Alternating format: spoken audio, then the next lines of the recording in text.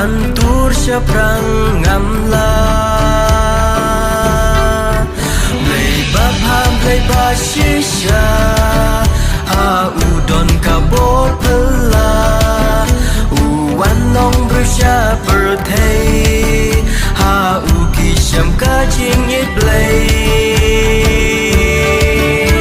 Để tăng vô Christ Jesus Iyo jing kerku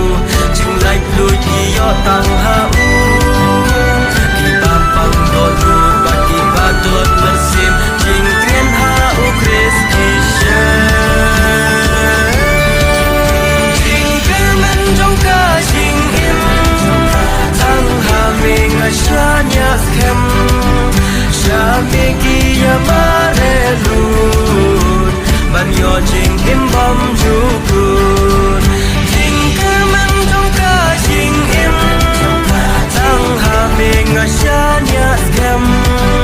Sha mi kia ma re lut Ban yo jing im bom ju good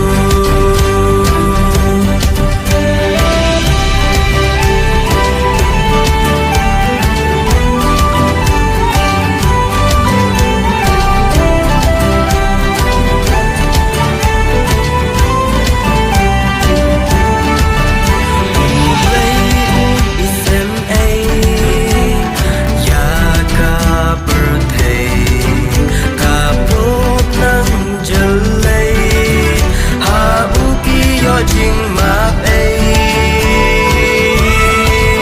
Play bapha play bashisha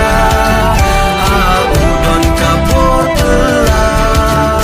Uwan long bersya perthei Ha uki syam kajing yit play Tu ya sha shlem jing shai wat la